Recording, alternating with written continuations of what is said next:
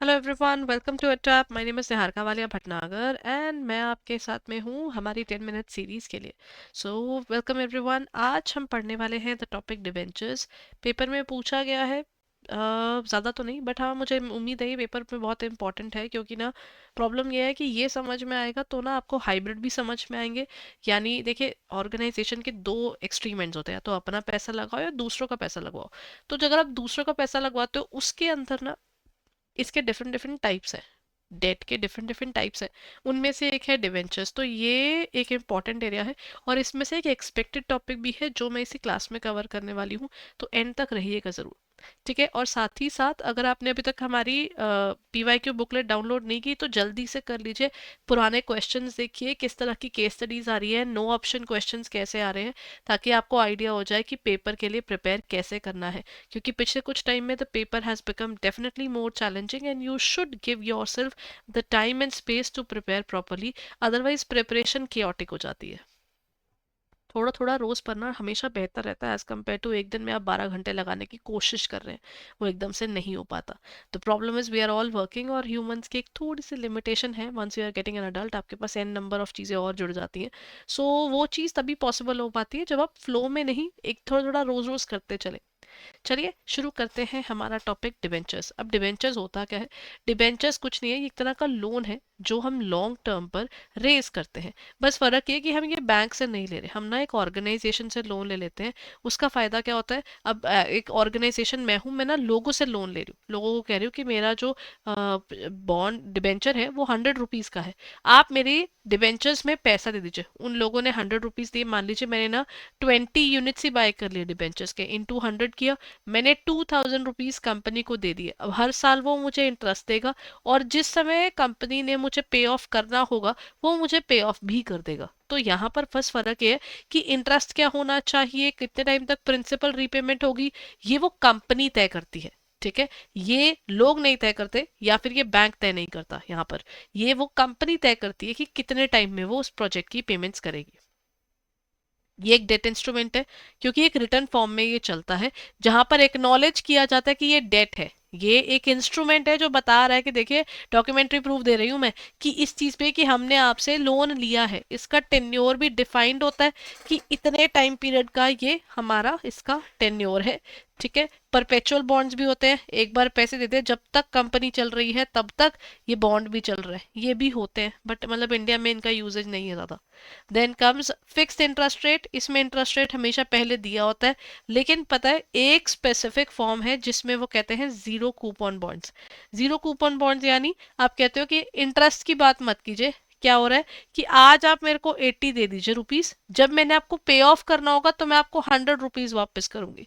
तो technically interest दिखा नहीं रही हूँ, लेकिन जब पे ऑफ करूंगी तो वो इंटरेस्ट वाला पोर्शन भी एक तरह से आपको मिल जाएगा। बट क्योंकि मैं इंटरेस्ट की बात नहीं करती हूँ तो हम उसे कहते हैं zero coupon bonds.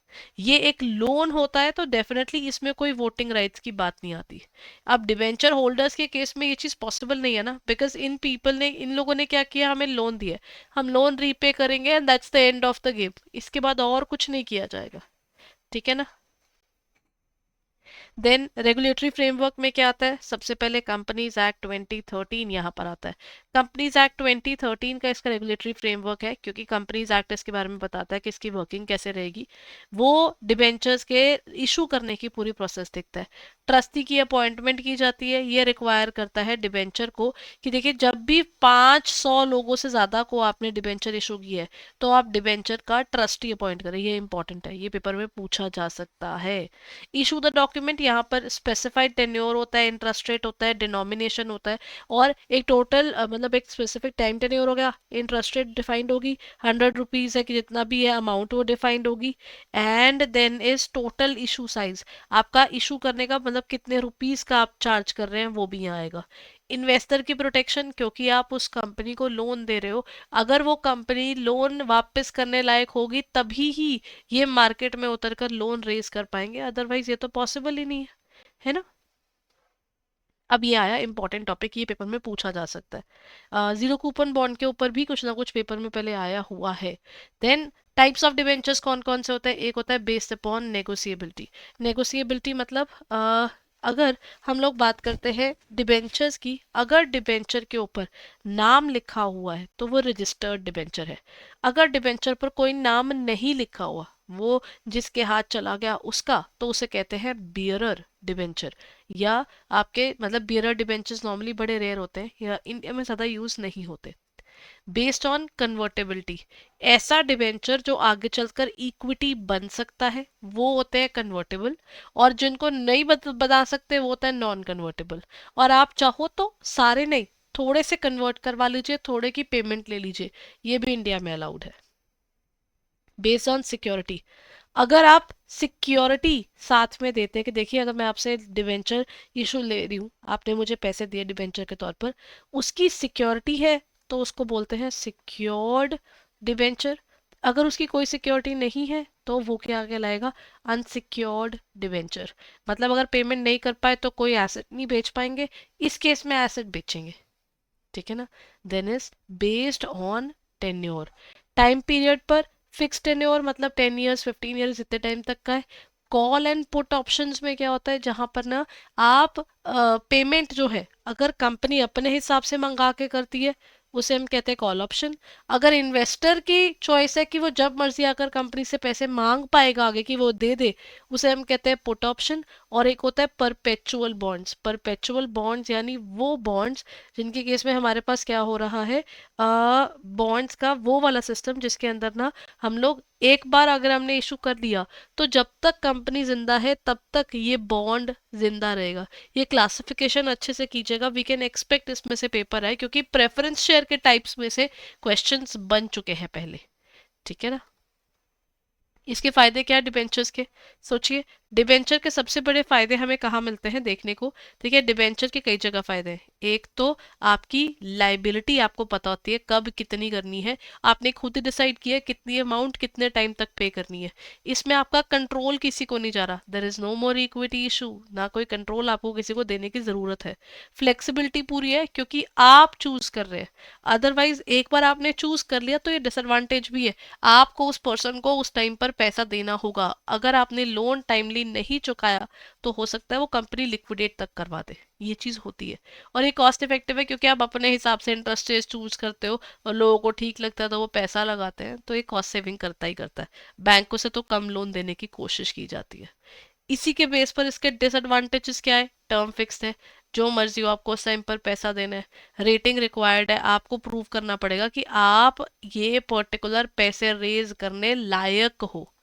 Multiple investors होते हैं, देखिए आपको ना यहाँ पर बहुत सारे लोगों से डील करना पड़ता है क्योंकि लोन आपको एक नहीं दे रहे ना, जैसे बैंक दे देता है, यहाँ पर एक पर्सन नहीं दे रहा, बहुत सारे लोग दे रहे हैं, तो वो सब लोग अपने अपने हिसाब से कई बार प्रॉब्लम्स भी करते हैं।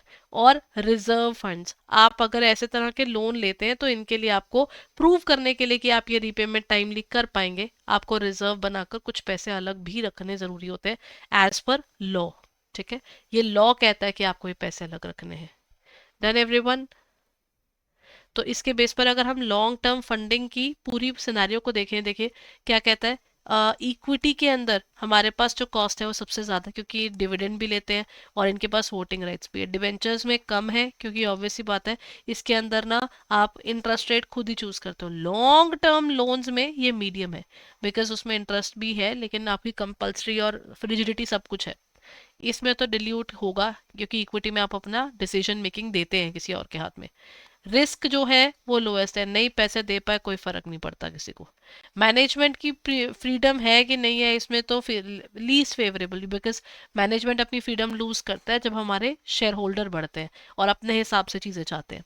डिबेंचर के अंदर क्या है, आप मैनेजमेंट की कोई भी इंटरफेरेंस नहीं देखेंगे, लेकिन प्रॉब्लम यह है इनको पैसे नहीं दिए तो मार्केट में हमारा नाम खराब हो जाएगा। तो इशूअर का रिस्क ज्यादा है और ये कंट्रोल सिर्फ तब खत्म होगा जब ये लोन किसी भी कारण, चाहे वो लॉन्ग टर्म लोन हो चाहे डिबेंचर हो, अगर ये कल को इक्विटी में कन्वर्ट हो पाएंगे सिर्फ तभी आपका कंट्रोल खत्म होगा। अदरवाइज जो रिस्क है वो सबसे ज्यादा डिबेंचर में है इन केस ऑफ डिफॉल्ट और सबसे कम इक्विटी में है। और मैनेजमेंट फ्रीडम जो है वो सबसे ज्यादा इक्विटी में है, मतलब इक्विटी में नहीं है क्योंकि मैनेजमेंट शेयर होल्डिंग की पूरी खत्म कर देते हैं ना ये। जितना ज्यादा शेयर होल्डर उतना ज्यादा इसमें यहाँ पे आप कंट्रोल आ जाता है एक तरह से। और जो लॉन्ग टर्म लोन्स है उसमें आपका मीडियम रहता है सब कुछ ही, ठीक है। सो दिस इज हाउ आपकी ऑर्गेनाइजेशन में आप अपनी रिक्वायरमेंट के अकॉर्डिंग क्या करते हैं, आप अपनी रिक्वायरमेंट के अकॉर्डिंग अपने ये चूज करते हैं कि इक्विटी बेहतर है, डिबेंचर बेहतर है, या फिर लॉन्ग टर्म लोन।